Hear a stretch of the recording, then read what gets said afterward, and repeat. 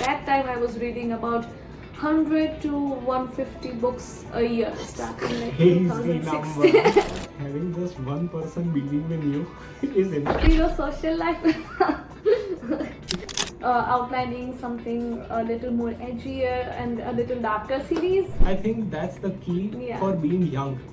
And that keeps you young, that keeps you enthusiastic, that keeps you cheerful. For sure. And I think if anyone has a creative outlet, they should pursue it with, I think, around 25,000 followers. More sassier version. More probably. I would say taboos or the narrow vision or the orthodox mentality. I think you are trying to broaden it up. And a little bit, yes. It doesn't matter. You have to just, if you enjoy it, if you want to try something, don't wait for a sign. Just and keep at it every day. So hey, we have a special guest today with us. She is an architect by profession. She is a graduate from Columbia University and she has written 3 books. She is a part-time novelist and she writes books about romance, and today we will know how her journey started and what motivates and inspires her to do this. So welcome Nilika, thank you so much for doing this for us, and I'm sure it's going to be a great learning experience for all of those who are going to listen to this podcast and who want to explore their creative sides in different fields. So if you Hi, my name is Nilika and I write under the pen name of NM Patel, and good to be here. Okay, that's great. So I really want to start with asking you what got you into reading books. How did your journey start? So I've been reading books all my life. Like even ever since I was a child, my mom used to have these books of Cinderella and fairy tales and all of those pop-up books. So it made reading interesting as a kid. And then as I grew up, I kept reading some books or the other. Like, of course, didn't have much time when we were studying, but even while we were studying, my mom used to read all these self-help books. So I would sort of read those books in between breaks while studying, just because I didn't want to constantly read the school books. So I would read those self-help books. I also had the Da Vinci Code and all those mystery books that I used to read. And I think it was in college when one of my friends recommended me a romance book that I gave it a try, and I really enjoyed it. So then I sort of picked up the habit of just exploring more romance books, and then I just kept reading. And by the end of, I think, my 5th year in college, I had read about like 45 books in just 1 year, along with doing my thesis and everything. Like so that wasn't too much. Books, I think more than 2 books a month, which is amazing. Oh, definitely. More 2 books a month. I think it was about reading at least 1 book a week or something. It's crazy. So that was still like the lower side of the books that I was reading. And then when I came to the US, I think I had more time and I didn't have any social obligations or anything. So, and I started my Instagram account talking about books. So that sort of pushed me to read more and more books. So at that time I was reading about 100 to 150 books a year, starting like 2016. So the highest that I've read is about 180 books in a year, which was even like a huge for me. But yeah, so I've been like reading for a long time now. How in terms of years, since how many years are you reading books? No, forever. That's what, like, if we are talking about romance books, the genre that I write in, actively reading since 2016, like about 100 books a year. So do you have an estimate of how many books you have read in total before you even began your journey? A little over 1200 books. I had read about a little over 1200 books. So before I actually started writing one. So this is really interesting to learn about you. that this interest of writing books did not happen naturally. Like, you were into reading books, and that kind of inspired you into the idea that if these are wonderful stories out there, you have your story to share, and that is how you got into it. And this is really important, that this did not happen overnight for you, where you just started writing books after waking up one day. Like, reading 1200 books gave you the structure of how things are, and that is how you got into reading books. So for anyone who would be thinking that, wow, yeah, she's naturally gifted, or she just fell into writing books, that's not how it usually happens. The No, real definitely. story, and this is why your story is very important for all the people out there, that it comes from experience, and you started early on in your life, which was really wonderful. So this is really inspiring. And can you tell us, how did the process of writing begin for you? Like, how did you initiate it? So I used to read, so because I used to read so many books, I also used to review a lot of books.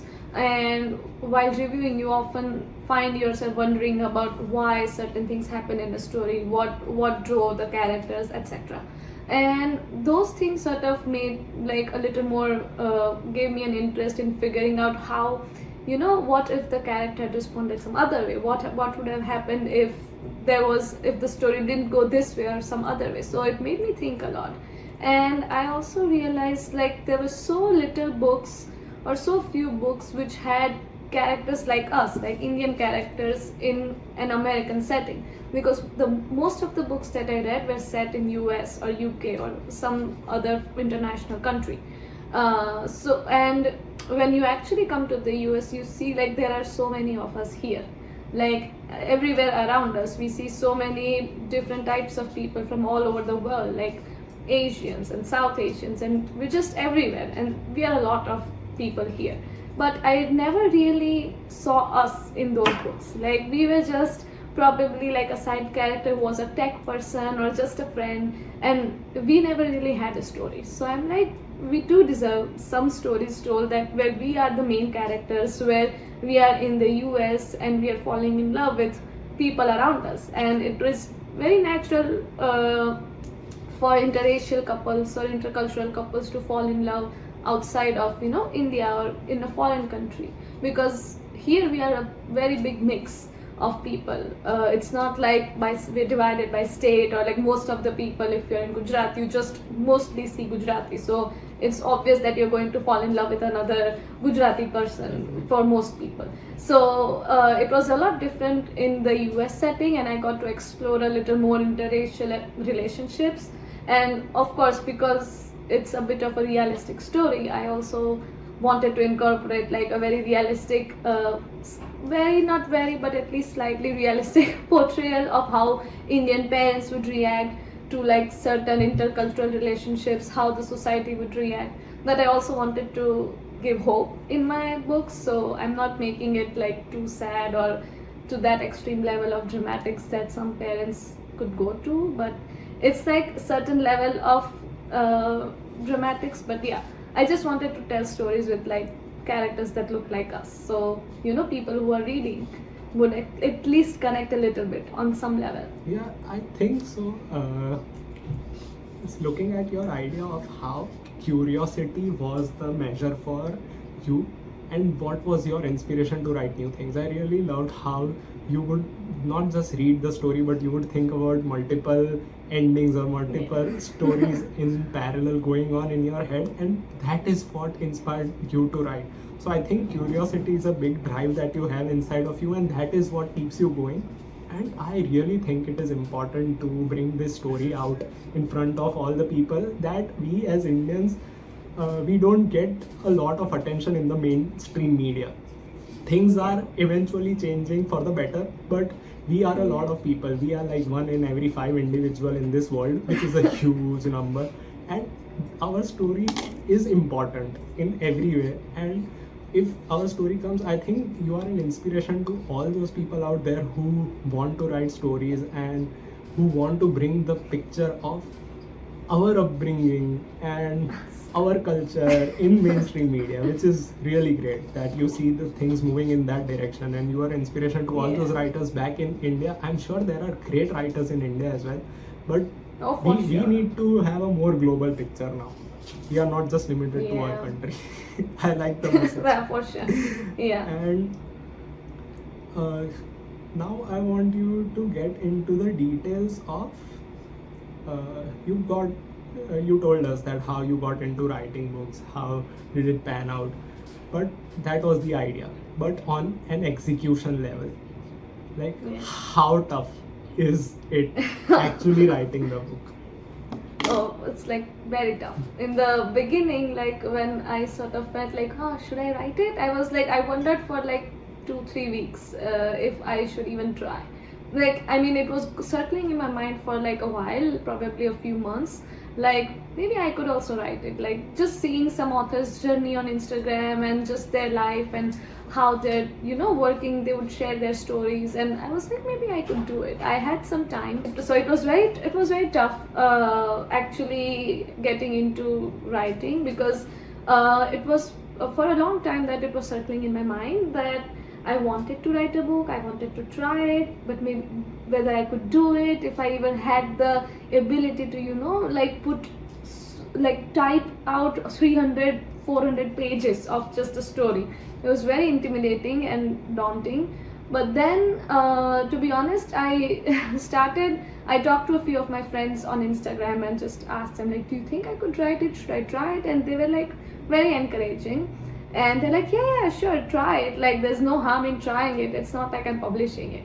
So one day I just, opened like a Word document and then just typed out some of the story, like very haphazardly, like 5-10 pages of just something going on. And then one of my other friends sort of gave me the idea to put together like an Excel sheet and just write my story like in short, which really worked for me because then I just made an outline of the whole story, like, oh, this person's point of view, and then I wrote some lines on that, like, okay, what happens here and then what happens there. So I typed out like a very long Excel sheet which was like a short, very brief story, and then sent it to like 2-3 friends and asked them, like, if this looks like a good story, I want to try and like actually write it.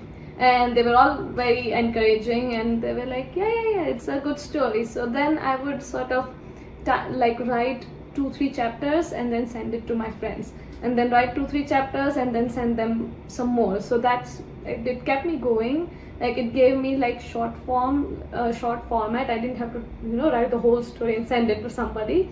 And they were like very encouraging and they were like, yeah, these are good, these are great, and they would sort of put their comments in and everything. So that sort of cheered me on and kept me going, like, okay, I'm only writing for 2-3 people, they want the next chapters, let's just keep writing. So I sort of kept writing it, and then that's it. That's how I sort of completed the first draft. And then it took me about 9 to 10 months to sort of just write that first draft, but it happened and I was like, great, I wrote the full story in like about a year. Like, it seems when you say it so simply, I really understand how difficult it would have been to pen everything in a structured way and going on for 9-10 months for the same. Like, it's a very difficult thing that the encouragement from my friends really helped me. Like, one of my own roommates, she was just, because I also made her read it, so she would like keep encouraging almost every single day when I was typing, like, yeah, I'm waiting for the next part, what happens at the next part. So that kept me pushing along, and I had time. Like, I don't like sitting too idle, so after coming from work I would sort of just put in 1 or 2 hours. So now coming back to this, I really think that having just one person believe in you is enough sometimes. It does wonders. You just need one person like cheering you on. So hopefully you are that person for all those people who are listening out there. And always. Yeah. So if I can write it, I believe anybody can actually just write it if they just sit down and write. I don't think you had any kind of experience like this ever before. This is your first time, and there is no one in generations who has done this for your family, right? So Oh, you yeah, just for picked sure, up the skills nobody. from the environment where you grew. So that's Yeah. wonderful. Then now once you are done with the story, once you were Yeah. out with the first draft, is that enough? Yeah. No, that's just that's just the easy part, to be honest. It's like that is the I really feel like the first draft is probably the easiest part, like it's the most difficult, but also like the least stressful part for me, because I just keep telling myself that this is the story. Like the first draft is when I'm telling the story to myself. Like nobody is going to read it, nobody is going to judge it, and I have like tens of I can edit it and revise it as many times as I want. So that's the easy part. But it's like what comes after. Like you have to reread everything. You have to revise so much, because the first draft, people call it a word vomit. So it is very it is like a vomit. It's like not a good draft.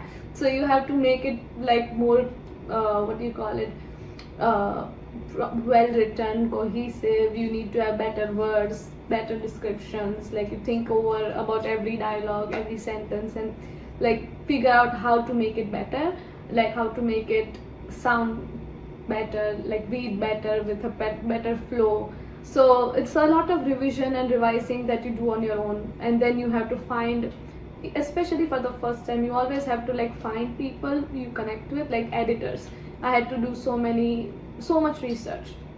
I had to like send out, contact 12 editors, then wait for them to sort of give you a sample of their editing, and then check whose editing works the best for you. Then there is the proofreader that you contact, then send them the samples, decide on a proofreader, find a cover designer, and like have that conversation, try to convey some idea that you have for cover, which I didn't have any idea, because I had no idea how or what I wanted. So that's also a huge struggle. Like for the first book, it's very difficult, but once you start figuring out the characters and you start writing second, third books, at least you have those people set, like, oh, this is the editor and these are the people that I'm working with. But it's tough. It's like really time consuming. Yeah, of course. And I also want to ask you this question, because it is really important that you are working full time as an architect, and you are managing all this along with it. So how do you find the time? How do you manage your life? Zero social life. I do not have a social life. I have very few friends. Great friends, but not many friends. But yeah, I guess you have to just decide on a timeline, or like just set a proper schedule. Like when I started, I did the first book like way before COVID. And like 2 years before COVID. So at that time I was actually going to the office. So the first book that I wrote, it was in the evening, like probably between 8 to 10 p.m. That was, I think, my standard time, because I would come back from office around 6:37, mostly 7. Then you have some dinner and prepare dinner. So around 8:30 you get a little free. Before I used to read from 8:30 to just like 12, whatever you're reading, and it was a lot of reading. So I was like, might as well just write at least for 2 hours from that. So then I would give myself 2 hours, like however much I could write. Sometimes it was 200 words, sometimes it was 500, sometimes more. But then every day I would just set that time aside. Like if I was home, especially during weekdays, it was doable. So yeah, I just set that time aside. When COVID happened, I wrote in the mornings, like before work. So I would wake up around 5:30, 6 o'clock, and then write from 6:30 to 8:30, or sometimes 7 to 9, and then you just work. And then after work, I had a better schedule then. Like I think second book was when I had a good schedule, and then I would exercise a little, then write a little again, and then read. Like I had to like keep rules for myself that I'm not allowed to read until I write for certain hours, because otherwise I just kept reading, because I really love reading. So but yeah, I had to be strict with myself. But I think second book I wrote was the quickest that I wrote. Okay. Like I think within 8 months or so, with regularly just writing a few words every day, I was able to finish it. Yeah, That's it was amazing. just The discipline. kind of discipline that you would have to keep managing everything by yourself. I can't even register the things that you might have done or gone through. But this It is was fun. crazy. And I think this is a message for all those who are out there, that if they have the will to execute something, there's nothing in this world stopping them. But I really want to Yeah, know yeah, the absolutely. kind of sacrifices that you had to give for this thing. What do you think you had to sacrifice? A lot of social time, I would say. Like, didn't have too much sacrifices, to be honest. Like, didn't feel sacrifice to me because naturally I'm not very outgoing person, or I don't need to, hang out with friends and go out and eat for like more days. So I didn't really sacrifice too much. Like, probably my mental state, my anxiety, I did. It feels like once you write things, you sort of, expect it to go well. You expect, like, oh, this is going to be a bestseller. Oh, this is going to be like everybody is going to read it and love it, and you just build up that thought pattern in your mind that this is going to be like the greatest book and people are just going to receive it and applaud me. But when that doesn't happen, the motivation to sort of write another book gets a little low. But the thing is, I couldn't publish my book because of visa related issues too quickly. So I had written like 2 whole books before I finished, before I published it. So the sacrifice, mostly it was waiting for me, like, because USA didn't have, I was on a work visa and you couldn't publish it on work visa. My main challenge was the waiting period, that I wanted to publish and then I couldn't, and then the motivation to sort of actually write the second book despite knowing that I can't publish anything, that was very tough. Like, that's why I couldn't start the third book until I think I got my Canadian PR. So I was like, I just got stuck at that point. Like, what's the point of writing if I'm not able to publish anything? But other sacrifices, it's just like, I think meeting. I mean, I also used to meet friends. I don't think it was more sacrifice on my part. The only sacrifice I did was, I guess, not being able to read all that much, hiding it from my family that I was writing a book. So I would always tell them that I'm reading, because I didn't want them to, like, give me any opinions on how I should write my book, what I should write, how is it going, and I just didn't want any questions. So I hid from my family for like 2-3 years. Like, the whole time that I had written 2 books, I never told anybody that I was writing. I only said like I was reading. So all those little sacrifices, hanging out with my husband and just going for movies, watching movies, or like, spending time together with him, that was a bit of a sacrifice once I married. So it's like, but he was also very understanding, so that's fine. Like, these are like small sacrifices, I think, that I had to make, but nothing that I would, not make again for publishing. Definitely. I think the drive in you to write the books and the passion that you have, you belittle things that are natural for some people, and you feel that this is not a sacrifice for you. But I'm sure people Yeah. need to understand this, that you sacrifice, what I see is, you sacrifice time with your family, you sacrifice time with Yeah. your loved ones, you sacrifice time with your friends, you sacrifice time with your husband as well. And I really am glad that you have such a supportive husband who supports you Yeah. in all these endeavors, and I'm sure Yeah. that He's wonderful. and Yeah. you have to spend so much time, and you have to pour so Yeah. much time into it, and you are staying away from the world which is going out on there, to be really honest. But Yeah. this doesn't feel a sacrifice to you, and that is why you are so good at it, and that is why you are meant to succeed. I'm sure that the future Thanks. books which you are Someday. going to write, I'm sure you will produce many of the bestsellers, whatever you wish to achieve. But this is great. So I Yeah. understand this, that sometimes when you are really driven for something, things don't feel like a sacrifice. It just becomes a natural Yeah. part of you, and that is all that you want. Exactly. So not getting Yeah, it yeah. would be the biggest sacrifice, I would say. That's And everything true. around That's it is not a Exactly, sacrifice yeah. anymore. So that's wonderful. Yeah. That's really inspiring. But now, also want to know that what motivates you to write these books. What is your inspiration? Like, I understand that you are passionate, but why? My question is why? What keeps you pushing? I think the first book was just a matter of trying. I was like, I just want to try, like if I can. So at that time, my only motivation was to finish one book and just to see if I can write a book.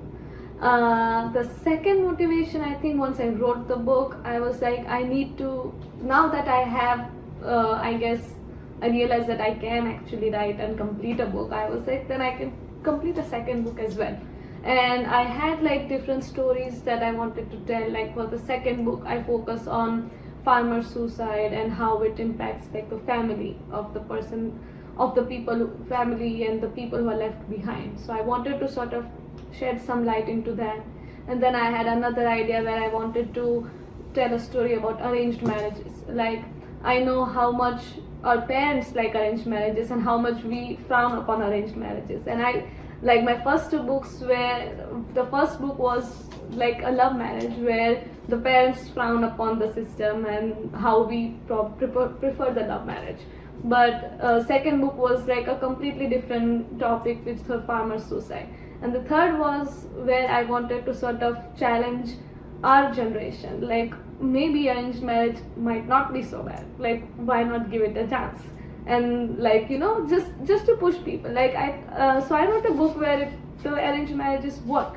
Like, where it could probably be nice if, you know, if there was a better understanding between the two people who are getting married. So in a country where it's so common to have arranged marriage, even still, I'm like, maybe it's not that big of a sacrifice that we are all thinking that it is. Yeah. So I always sort of had a story or like a concept that I wanted to share, and I think just sticking to that story and why I wanted to tell that story, that kept me going. Like, this is like a story that needs some attention, or probably like a little bit of a challenge to the reader. Yeah. So yeah, that's like those concepts and those ideas sort of kept me motivated. Like, I have to write this idea because I haven't read it before. But what kind of a That's all. change do you aspire to make in the society and for all the readers? Just that, to believe in love. Like, love is my religion, I would say. Okay. That if two people love each other, respect each other, then it doesn't matter what their religion is, what their sexual orientation is, what the families think about it. If like two people who have to spend their life together, build a family together, then the opinion of the society shouldn't matter all that much. Like, it's important, and that the society shouldn't really actually interfere in a couple if they're happy. Like, why bother two people who are in love, who are living their life like quietly, happily? Why does the society need to interfere if they're not harming anything or anybody? So like, the core of all my books is just that. Like, it doesn't matter how and which two people are coming together, but if they're like in love, then really we don't need the third parties of interference, whether it's family or whether it's like, you know, just relatives and society. Yeah. I think your idea of love also comes with a message that you gave in the previous answers, which makes you really insightful, that you use love Yeah. as a means to spread a societal message about different things.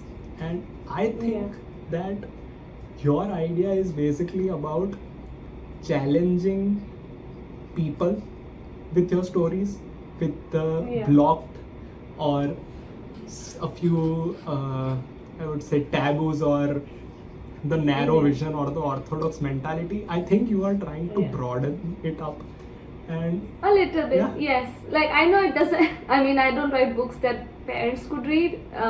Maybe other people's parents, I wouldn't recommend it to our parents. But like, I hope like whoever reads it, and if it's a parent who is reading it, I mean, I hope it helps them accept and inspire their children to, you know, find a partner on their own, find love, encourage love, accept love. It's like so so taboo. And I hope it sort of gives the person in love the motivation to fight for it. Like, not if you're happy with a person, if they make you happy, even if they're of different caste. A lot of people sort of don't fight too much because they want to respect their family and their choices, and I respect that. But it's like, if they don't fight for their partner or whoever they want to be with, then how are they going to be happy with somebody else? Like, they're always going to begrudge their parents. There's always going to be like a wall between their parents and them. So might as well just do what makes them happy. I think that, and now with the current generation who are going to read this, I think our generation is now becoming parents. So if they are reading it, you're doing things, Maybe they will have like in 20 years when their child falls in love, they'll be like, yes. So now at least you are doing something for the coming generation, and which is really great. So I don't think we can change much about the older generations, but I think our message should be to make lives better for the coming generation, and that is what our role is in this world. That is how I believe it. So you're on the right path. Keep giving the messages. I now want to ask you, what are you writing currently, and what is your next series about? I'm sure all your fans are reading and loving this series. I think there is one more part to go, but what is the next endeavor that you have? So I have been writing the Love Shove series since 2018, and I couldn't publish it till 2023 because of all the visa issues. So to be honest, I've been in this world of Love Shove for like 6 years. So I really wanted to try something a little different, see if I can actually write something else. So yeah, I started sort of planning and outlining something a little more edgier and a little darker series, and because I actually love reading all those a little more action oriented and slightly darker books. I actually love reading books that are a little darker, a little more challenging to character orientation wise too. Like, some characters are really dark, they have like these gray tones in their character, and it makes it fun to sort of root for their happily ever after. So I love reading those books. So I'm like, maybe I can try and write that too. So I am trying something a little edgier, a little darker, and I once again started outlining it in my little Excel sheet and sent it to one of my author friends and asked her if it actually looks good, or if it looks like a good story and something that I can write over like 3-4 books too.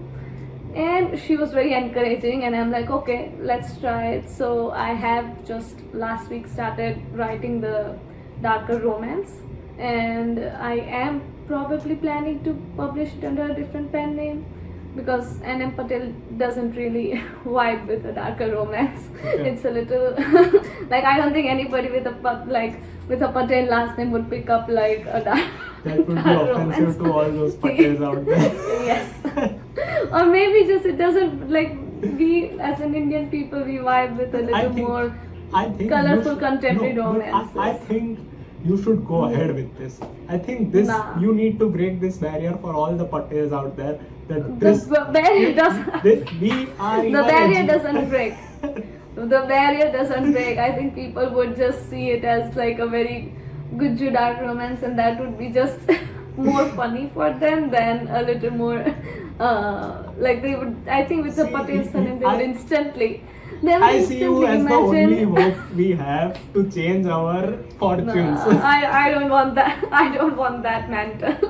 But I think a person with like, if a reader picks up like a dark romance with a Patel surname, I think they would just imagine like a Guju girl writing like a dark romance, and I feel like it would just change their perception about of like and which of would be the awesome. book. No. Of the book. Of the book, probably. We are here to break the barriers, Nilika. Let's see. But it's exciting. Like, it's like a little fresh feeling to write and venture into a new world. Little challenging because I have to create all these new characters and separate like all side characters, new settings. So it's a little challenging, but it could be fun. I'm It's a sure little you're going fun, to yeah. create a whole new universe by yourself, which is amazing. Yes.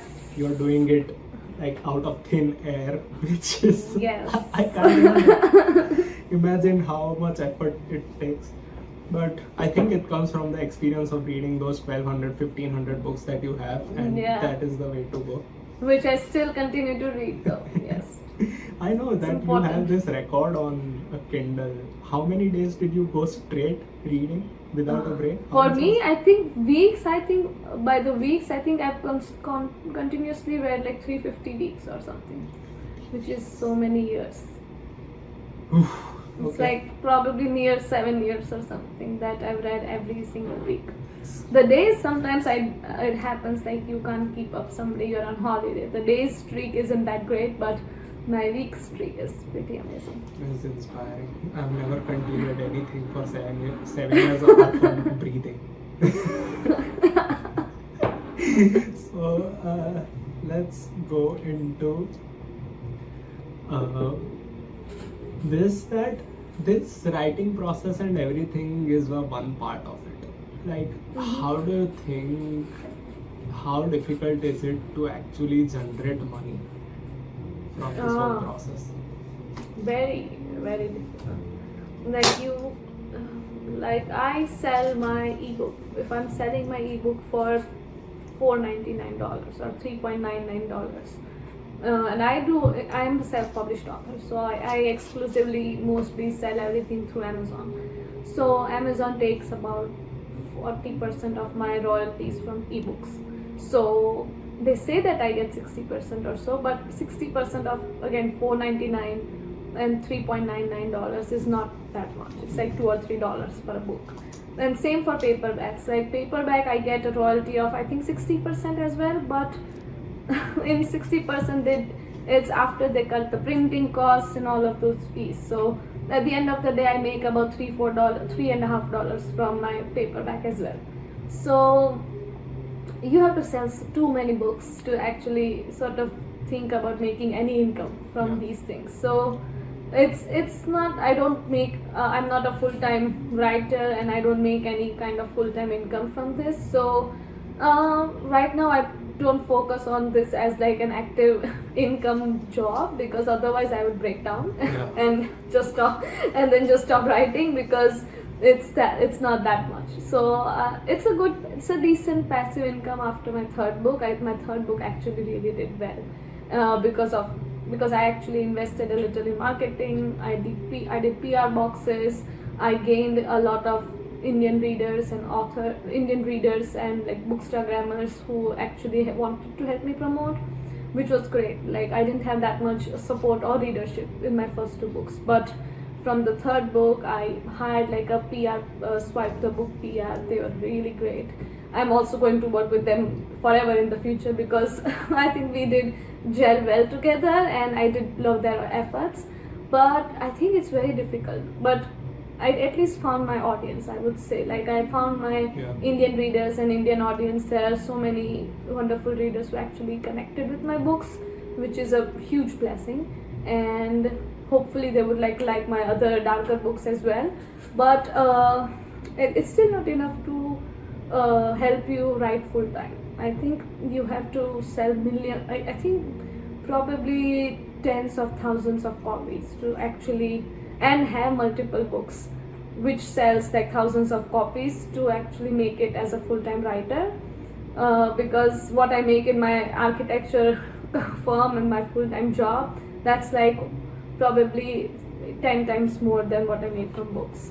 So and it makes sense. Like I spend 8 to 9 hours a day on my job, whereas I get 1 or probably 2 hours from my books. So it makes sense, but that's a sure short thing. My job, the books, it's like you never know what's going to work, what not. So yeah, it's very difficult to be a full-time writer. But even after having all these uncertainty, you are still writing. Nothing is stopping you from doing it, and you aspire. It's a decent passive income, I guess. Not only that, I think it's a great way to have this creative outlet, and for sure also it keeps you motivated to be like not creatively only active. motivated, yeah, and you're doing something Yeah. fresh. I think that's the key Yeah. for being young, and that Yeah. keeps you young, that keeps you enthusiastic, that keeps you cheerful. For sure. And I think if anyone has a creative outlet, they should pursue it, even not as a For full sure. time, but even as a part time. You are so much into it and you enjoy the process. Yeah. And just by doing it, Yeah. you made a name for yourself. You've built a community on Instagram with I think around 25,000 followers. Yeah. And you are still building. And this is just initial days for you. I'm sure the life. I mean, I feel like my journey has been so long, so it doesn't look like initial days, but it is just the start in the bigger picture. yeah, for some people it's slow. I feel like it does demotivate you a little, but then for some people it's so quick. So you always have to sort of keep reminding yourself that you're in your own journey. You're spending like only certain hours for this part, and like some other author who is like doing really well might be spending a lot more hours, might be putting in so much more effort than you are. So like it's very difficult to not compare yourself with others, but you just have to keep reminding yourself, like if there was no other author, if there was no internet, if you couldn't see like people's journey, would you be happy with where you are? Yeah. Then if the answer is yes, then I think you should just focus on that. Yeah. But yeah, keep reminding yourself that That's this fair. is like this world of transparency, and seeing everybody else like do things, it makes you feel insignificant Yeah. or like not proud of yourself with your numbers and how many reviews you got, how many books you sold. But it's like if it was just you in the world, and Yeah. if you couldn't see other people's reviews, you couldn't have access to all these very Numbers. successful people around you. Yeah. And if it was just like on Amazon you saw those reviews and not on Instagram or TikTok or all these other places, would you be happy with your success? And I would say that yes, I sold books, I have a book, I finished writing a book. All these are like huge things. Not everybody completely finishes a book and publishes it. It's So huge. it's like yeah. So you have to keep reminding yourself of that. Yeah, I think Yeah. it's also about the enjoyment or the excitement. I think as long Yeah. as you feel the excitement, you can continue. Yeah. Exactly. And that's what keeps you going. These things are just the external things that might, demotivate or motivate you. They can. It is Yeah. a double-edged sword. But I think as long as anything which excites you or makes you happy about life, I think Yeah. that's what you should keep pursuing. That's the For message sure. that I would receive from you. Yeah, for sure. I mean, that's why I sort of decided to try writing something new, like a whole new series, because like as much as I love this series and I love the world, I'm like I am a little bored at this point because it's the same concept, like two people from different culture coming together, trying to find a conflict. But I feel like I needed something new to sort of make me more excited for the two couples remaining in this book. But I'm like, I wanted to do something different and maybe have two, if I can manage, write two books a year so that I can, have best of Both the both worlds. the worlds. Of course. Yes. I think that's wonderful. And these things, I'm sure the next series that you're coming with is going to keep the fresh energy into you charged Yes. up and keep the excitement going on, which will, I think, trickle down into your previous series as well. And Yes. it's going to be awesome. I'm really excited for you with the coming venture that you're gonna uptake. And I wanted to ask you one more thing, that what is your message for all those out there who are into this journey, who are on the same boat as you are, or who are thinking about writing a book but they have not started it yet? What words would you have for them? I would just say start. Like there's nobody else who is going to, give you a sign, or there's no guarantee of success or anything, but just start. If you don't start, you're never going to make it, or you're never going to finish a book, or never going to, like if you even want to paint or art, or there's whatever you want to pursue, you just have to start. Like if you don't have anything to show, you're never going to, get any recognition, or not even recognition, but satisfaction. So, and you're always going to regret not trying. So it's okay to be sad if something doesn't work, but it's like it's worse that if you don't even try, and like you always wonder. That's why I wrote my first book itself, that I was always going to wonder if I could write a book. So I'm like, might as well just try writing it, and then we'll see if I could write or not. And then I'm like, okay, if you can write it, might as well try and publish it and put it out in the world. It might work, people might like it, people might hate it, but it doesn't matter. You have to just, if you enjoy it, if you want to try something, don't wait for a sign, just and keep at it every day, like every single day.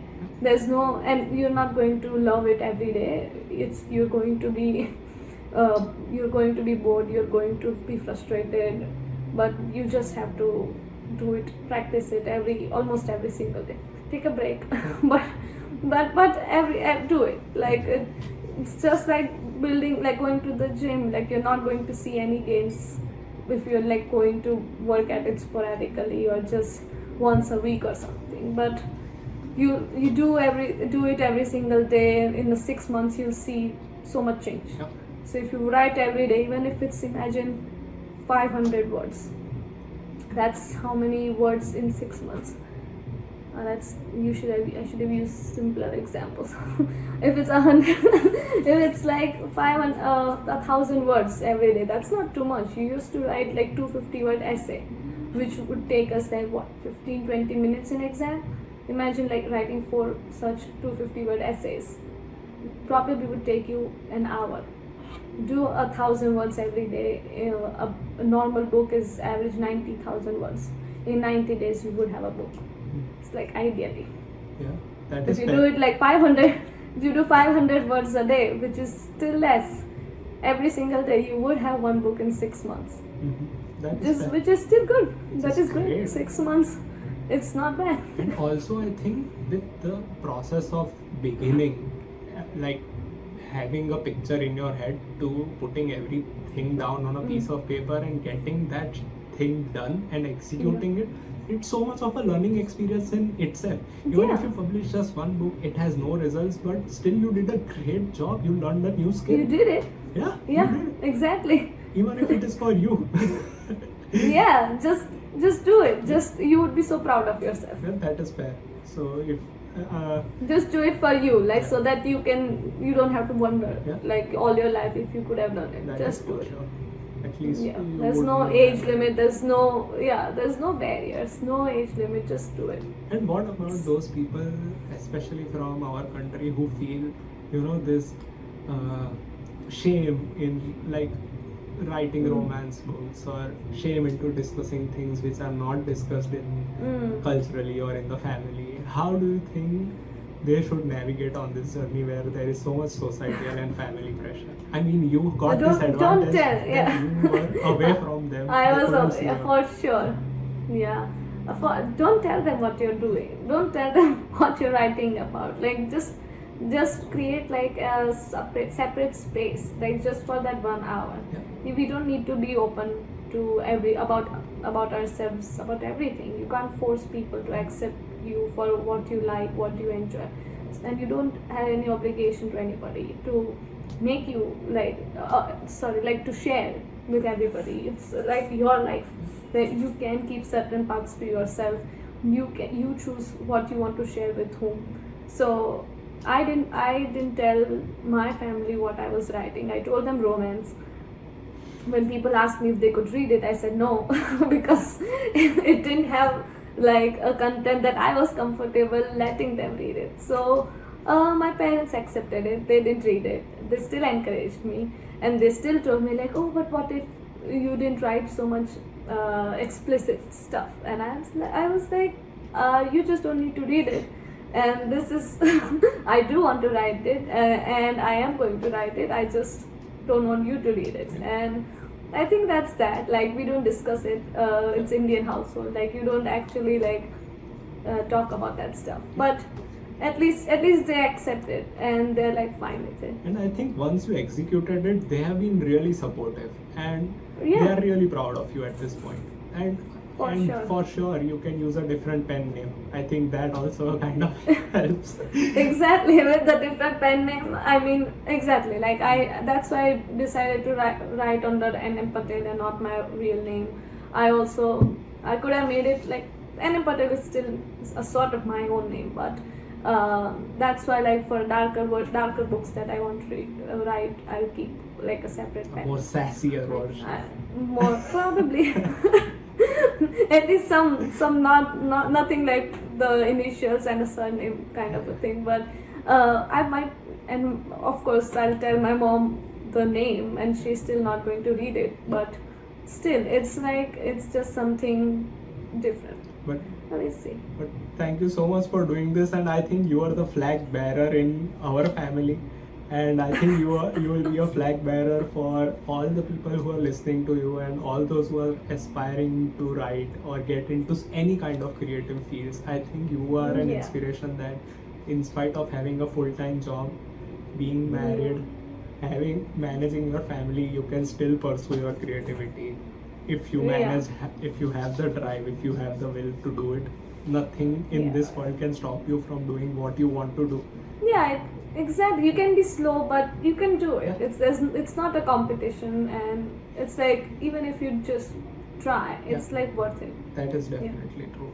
And you can follow her on Instagram. She goes by the name Liber Lady. She has 25. It used to be Liber Lady. It's NM Patel It is author NM right Patel now. author, and she shares all the new books. You can find the links to the books in the description, and please check out her books. They are here. 1 and 2 and then 3. They They're all look really great. beautiful. She sends merchandise you. as well along with the books. So please order them and see if you like her. And please support her, and we'll see how it goes for her. But I really wish Yes. that you become the, what do we say? New York Bestseller. Bestseller. Bestseller, yes. Yeah. Best-selling author. Best-selling author. And you're doing really well on Amazon, especially after third book. You've Yeah, it's been waited, good. you've been patient for 6 long years. This is not an overnight Yes. thing, and you've been reading for Yeah. more than 10 years now. So this is a long process. After very 1500 long. books, this is not something which has just happened or popped into your lap. Yeah. So you've for done sure. worked hard, you've done the due diligence, and I'm sure you are going to make it. Thank you so Thank much. you so much for being here, and thank you all the readers. Please follow her, and we'll send out things in the description. See you guys. Okay, thank you so much. Bye bye.